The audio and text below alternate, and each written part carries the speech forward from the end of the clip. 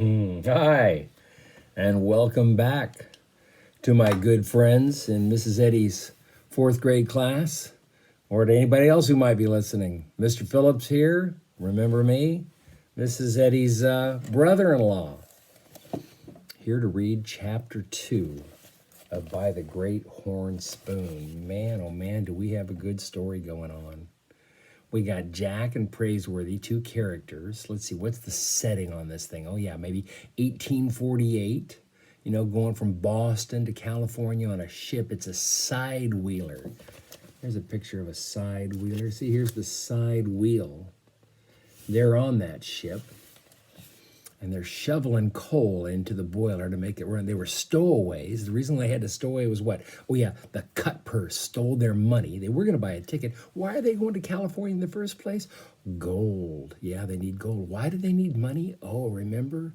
Jack and his sisters live with their Aunt Arabella because, let's see if I can remember, their parents died from cholera, right? And so now Aunt Arabella's inheritance is gone. She's lost her money. She's going to have to sell the estate, her house. So she needs money. So Jack thinks, I know, I'll go to California. Everybody's doing it. It's the gold rush. I'll make a fortune. Heck, you stub your toe on gold nuggets the size of a pumpkin. You really think that's true? I wonder how easy it was to find gold. Maybe we'll find out. I'll get rich and I'll come back and I'll save the day, and good old Aunt Arabella and my sisters won't have to move. And who goes with him? Praiseworthy, the butler. So they go on the ship, but somebody steals their money. Who was that? Oh, the cut purse.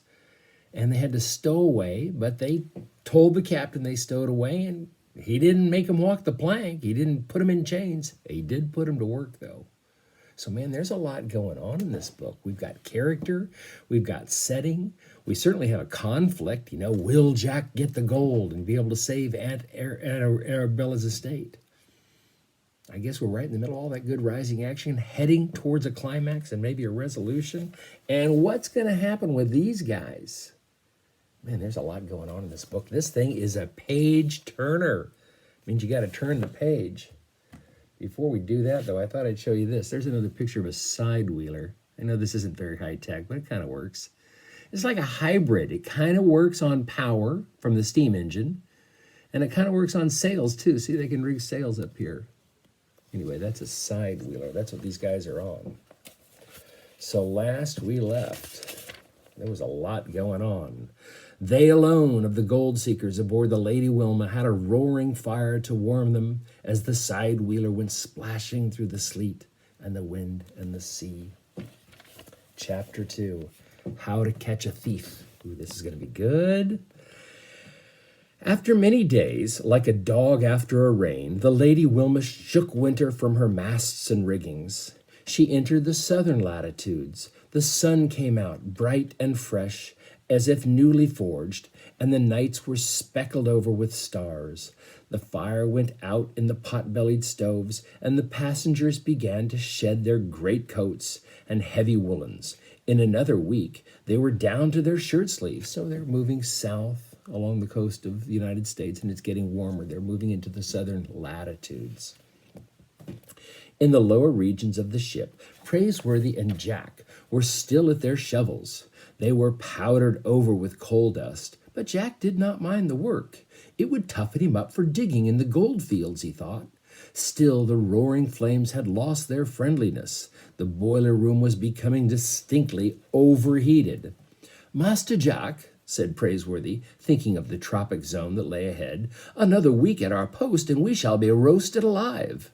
But the heat did not bother Jack, for every turn of the paddle wheels brought the far country a bit closer. Even though the sea route was a long way round, it was faster than the overland trails across the plains. The ox-drawn wagon trains were sometimes a year in reaching California, and Jack was in a hurry. Every day counted. It was fine with him that Captain Swain was making a race round the Horn. The captain was in a hurry too. Still, it would be months before Lady Wilma dropped anchor in the San Francisco Bay. There would hardly be time enough to complete the voyage, reach the mines, make a fortune, and return to Boston before Aunt Arabella had to sell everything. But try they must. "This infernal firebox," Praiseworthy said, wiping the sweat from his face. "We must think of a plan. We must expose the rogue who light-fingered our passage money. Find the guy who took our money."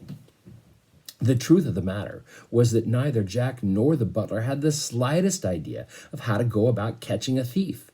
But Praiseworthy was undaunted. They would surely think of something. Meanwhile, they fed the flames, strengthened their backs, toughened their hands, and slept on deck under a balmy sky. In their free time, they washed in buckets of seawater, and Jack began a letter home.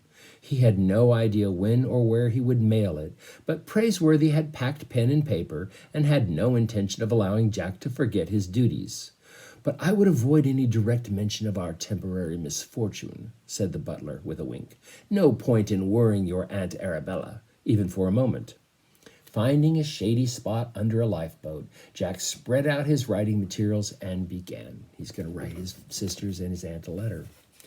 "Dear Aunt Arabella, dear Constance, dear Sarah, by this time you have found my note on the tea service and learned that Praiseworthy and I have joined the gold rush to California.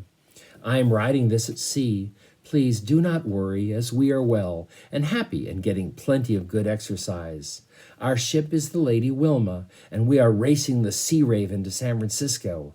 But at the moment, we don't know whether we are ahead or behind, as our ships became separated in bad weather. But now the skies is as blue as you can get.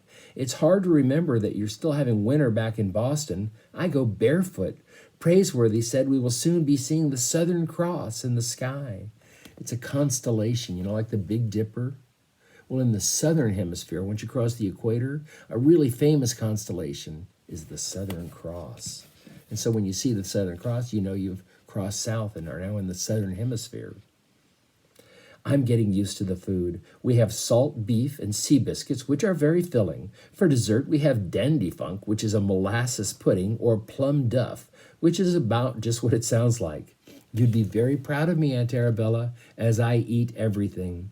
Praiseworthy wants to be sure to be remembered. We are partners. We intend to come sailing back to Boston in a year. We will be as rich as can be. The ship is very crowded. Everyone is anxious to get to California before the gold is gone. We see other ships on the sea almost every day, and they're all California bound. I think it's going to be very crowded in the gold fields.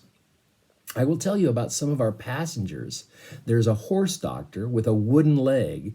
There's a judge with a scar over his eye. He rolls his own cigars and carries a sword cane. They say the mark over his eye is a dueling scar. We have several soldiers who fought in Mexico. They call themselves Mexico fighters and spend most of their time telling stories about the war. They are high-spirited and always laughing. I meant to mention that we have live animals aboard. They will provide fresh meat during the voyage. We have crates of chicken, a sow and 3 pigs, 2 sheep, and 1 head of beef. I have made friends with the smallest pig and named him Good Luck, for good luck. Praiseworthy said pigs are very smart. It seems strange not to be in school, but I'm learning things every day. I will leave this letter unfinished and take up my pen as adventures befall us. The following day, toward dusk, Jack was washing up in a bucket of seawater when Praiseworthy was struck as if by lightning. "Master Jack," he exclaimed, "you have it." "Have what?" answered Jack, looking up. He had had good luck with him in the boiler room, and now even the pig was covered in coal dust. "Why, the answer." "The answer? The answer to what?" Praiseworthy's eyebrows shot up with delight. "Well, we'll catch the thieving scoundrel at last. You've hit it, Master Jack. You have indeed." Jack couldn't think of what he had hit, but the next thing he knew, he was following Praiseworthy like a squirrel up one ladder and then another to the pilot house. Captain Swain turned and gave the 2 intruders a weather-beaten squint. His temper, if not the growl of his voice, had improved with the weather. "How is the blasted voyage agreeing with you, my hearties?" "No complaints, sir," said Praiseworthy. "What brings you above decks?" And Praiseworthy answered, "You may recall that Master Jack and I suffered a slight misfortune at the very offset of this voyage. Some blasted, That is to say, some despicable thief made off with our funds. Master Jack here has hit upon a scheme to expose the rascal." "Me?" said Jack. "Bah!" the captain interrupted. "I don't believe there's any such scamp aboard my ship. I asked the first mate to make a close examination of our passenger list. Gentlemen they are, most of them, and the others are too crude for the clever art of the cut purse." "Nevertheless," said Praiseworthy, "I believe he's among your passengers like a fox among sheep. Allow us to prove it." Captain Swain scratched his dark whiskers. "How do you figure on exposing him?" "We won't expose him, sir. He'll expose himself. If you will have all the passengers assembled in the main salon after dark, we'll know very soon whether or not you have a clever thief aboard."